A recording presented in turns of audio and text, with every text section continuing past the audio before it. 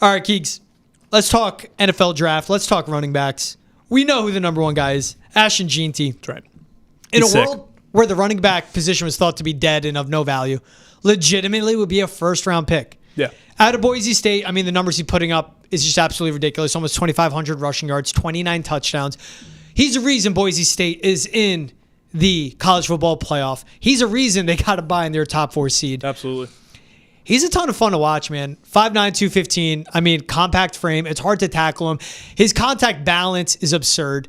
His vision and his patience. You know what he does? Like, you want running backs to have a great first step. He has a great second step. And when I classify that second step is he's on the heels of his offensive lineman. So it's not just him after the snap. Right. It's once he gets a ball. But once he makes a read, that second step, he goes where you're playing on the heels. You got to be patient, have good vision, and know where to go. He's just so elite at that. This is a guy that is going to be a weapon, not a running back. 300 touches, a Bijan Robinson, a Saquon Barkley, and can do so many things in so many areas of the field. And that's why he would be worth a first-round pick in my eyes. Yeah, I absolutely agree. I think he's one of the 10 best players in the draft. Yes. And you will rarely hear anybody say that about a running back. But in terms of what he's been able to do the last 2 seasons, this year, like you said, with the contact balance, with the fact that he walked them into the playoff. It was without him, they don't win the Mountain West. Yep. They might not even be a bowl team. He's been that good for Boise State, and they've got a couple good pieces, but he's been that good. So if you add him to any capable NFL offense, I think Dallas is a super popular comp for him. If you add him to that offense when Dak Prescott's healthy, CeeDee Lamb, Jake Ferguson, like, he'll be ready to go right away. So I think it's perfect for him where he's such a good player, and because running back position is devalued so much, he'll fall back into the middle of that first round. If he can find himself into one of these teams that had a rough season but are looking to improve next year, I think it's a perfect place for him. I think he's going to hit the ground running in the NFL. I wonder, same thing with the Browns. I haven't looked a lot about their potential free agents and all that. They need offensive line help because they've just been so beat up, so injured at that spot. But Ashton Jeanty, I mean, just the weapon he is. And, like, the knock in his game is pass pro.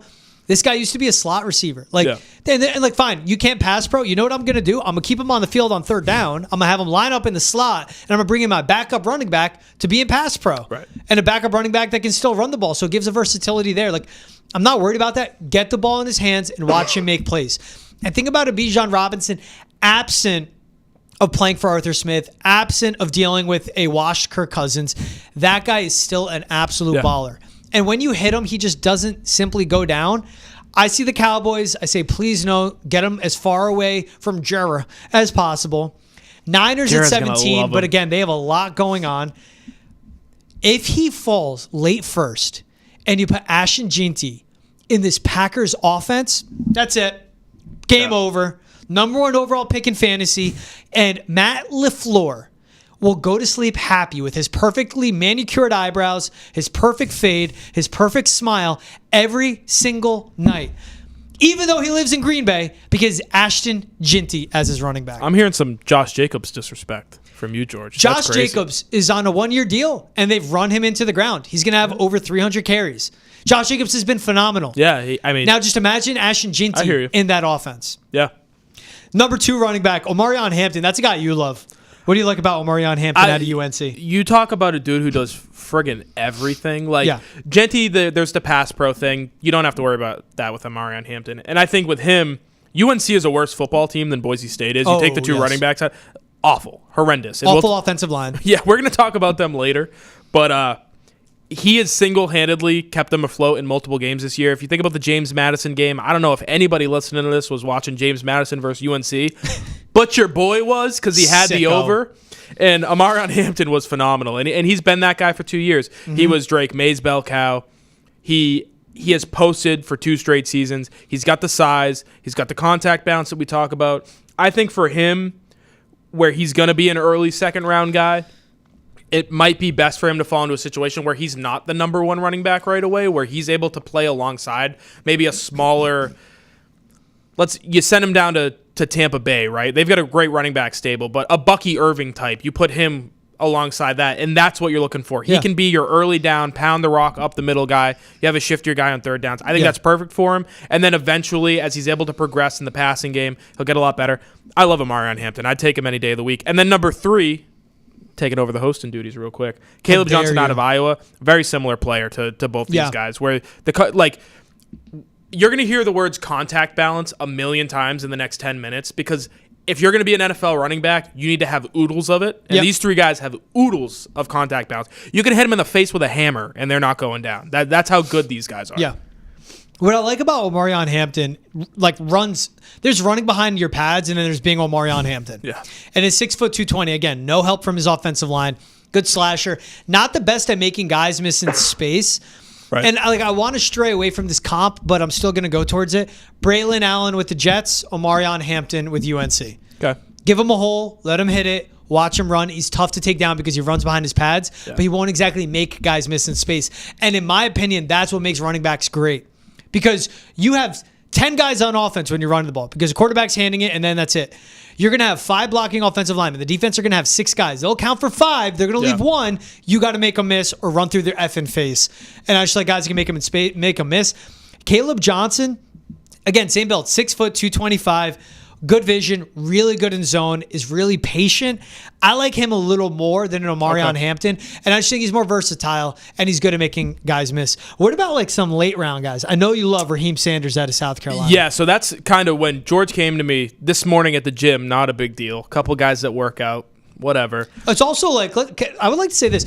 I love locker room talk. We know how it is from a certain not person. Not that kind of locker room talk. We know how there's a certain person and they call that's locker room talk. Yeah. Keegan and I was literally we're talking running backs today. Yeah. And then we just started going in about Donovan Edwards. And it was save it for the show. I told him to shut up. I said, cut it out. We got to talk about this later. So like we said, running backs, I'm big into the idea of the Patriots drafting a running back this year. Are they going to do it in the first, second, third, or fourth rounds? Probably not. But day 3, late day 3 guys, this class is so friggin' deep that you can find a number 2 running back, maybe even an eventual number 1 running back on day 3. And Raheem Sanders is that guy for me. And he fits the mold of all 3 guys I'm going to talk about today, where built like a bowling ball. Yeah. Raheem Sanders, 6'2", 225 pounds. And in between the tackles, he might be the most agile guy I've seen in this class. I'm not huge into the idea of drafting a running back who played in a zone scheme where cutbacks, that's what they do in college. They cut it back and they outrun a linebacker to the edge and they get 25 yards. And it's oh, great, big run. When you're scouting a running back, you want a guy who played in a power read scheme where he's getting in between the tackles and can he make that linebacker miss, like George said. Raheem Sanders, he'll either make a miss or he'll run through him. Probably the best true bell cow that I'm going to talk about today in terms of the day 3 guys. Yeah. What I'll say about him, I want to give him 25 carries a game. And when you're the Patriots and you have Ramondre Stevenson under contract for the next few years, Antonio Gibson's under contract for next season, he's not going to be afforded that opportunity. So early on, his role is going to be, early downs, red zone, short yardage situations. But for that, if I'm drafting the guy that I need to pick that up, he's my favorite player in this draft. I really like Rocket Sanders.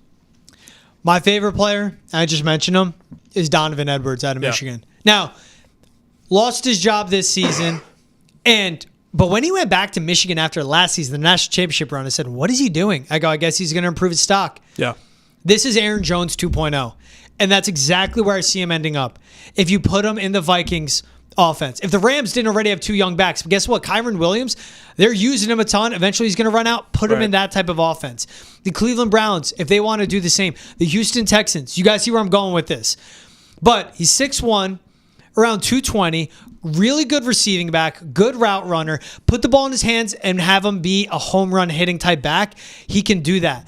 Now, he flourished last season, but the amount of NFL players on that offense and the amount of NFL players on this offense now is drastically different. He's a day 3 pick. You're going to get him late in the draft. I just think he's going to be such a damn gem. And he's really good in pass pro. So that's, again, every down back. If you don't have to teach him how to pass protect, you could just worry about him learning your scheme.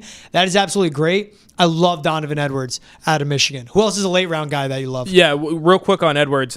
not in terms of the type of player he is, but situationally, he reminds me of Josh Jacobs coming out of Alabama, where Jacobs was never really the number one guy. It was Damian Harris. And he was the bell cow, and then Jacobs came on strong late, and as a prospect, you thought he's got a higher ceiling than the guys in front of him. Edwards might be that guy because the guy in front of him this year, Kalel Mullings, who, local kid, West Roxbury, I believe, so nice. right around the corner, linebacker heading into Michigan. They thought he was going to be, a staple on their defense. They figured out he's not really a great linebacker. Let's transition him to the offensive side of the football, and he's been phenomenal. I said bowling ball for Rocket Sanders. You talk about bowling ball. 6'1", 236 pounds as a running back, Kalel Mullings. So if you want to put 20 pounds on him, he could be your fullback too. Built for a short yardage role. I like the idea of that situationally for the Patriots. I don't think there's a ton of landing spots for him in the NFL. Just because not everybody needs a guy who can do one thing really well and not a ton else. Kevin Harris. But Kevin Harris with a little bit of juice is what I would say. And a little bit stronger, a little bit bigger than a Kevin Harris. Yes. So not a great, he's not knocking anybody's socks off.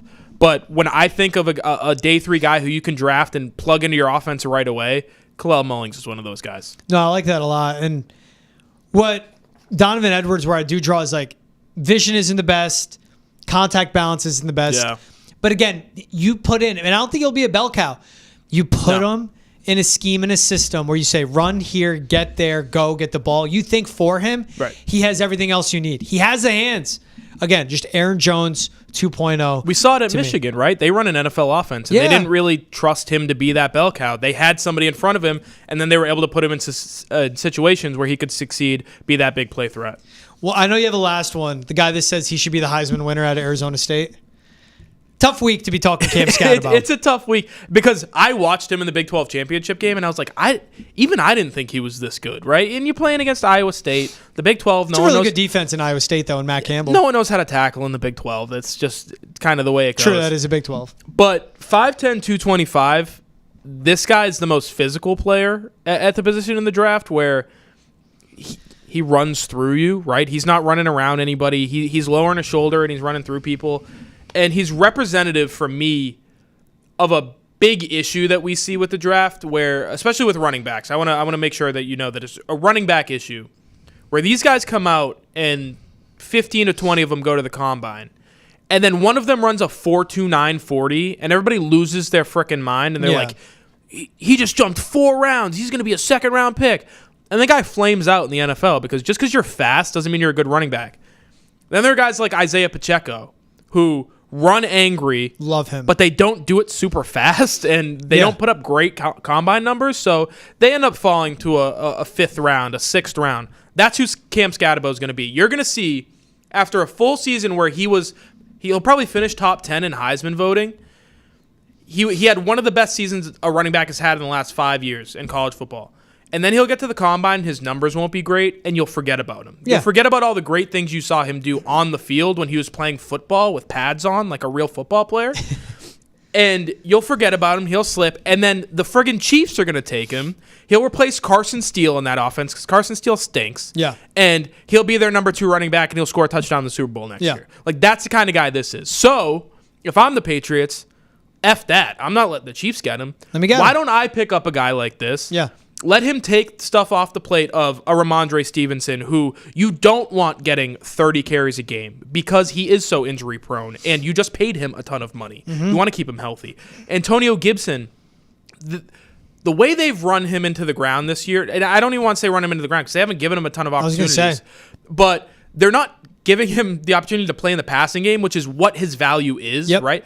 He's just been a number 2 running back where Ramondre needs a drive.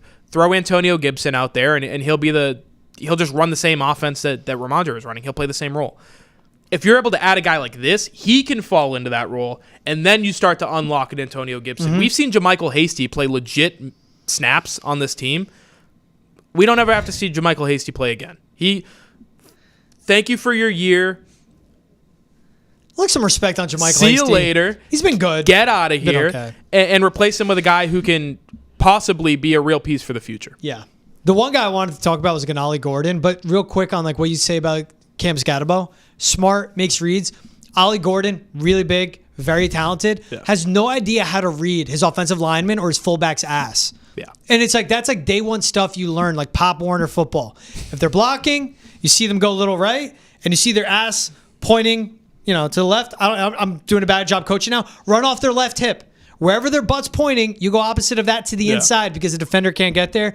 Just runs right into blockers. It's like, bro, what are you looking at? Let me read this off for you real quick because it was truly shocking. He finished 7th in Heisman voting last year. Yeah. I don't think they're going to allow him in New York, even if he wants to go and watch this year. That's how bad he was. I'm pulling it up real quick. 1,700 yards last year, 285 carries, 21 touchdowns, 6.1 yards a pop. He had 880 yards and 13 touchdowns this year. That's awful. He cut his numbers in half. And he played 2 less games, but that doesn't really matter. He got benched in 3 games this season by an awful Oklahoma State team because he was that bad. Yeah. You might be talented, but you kind of stink at football, dude. Yeah, the IQ has to check out, especially at the running back position, with how these offensive schemes are changing too, and running backs are so dependent on the success of the offense.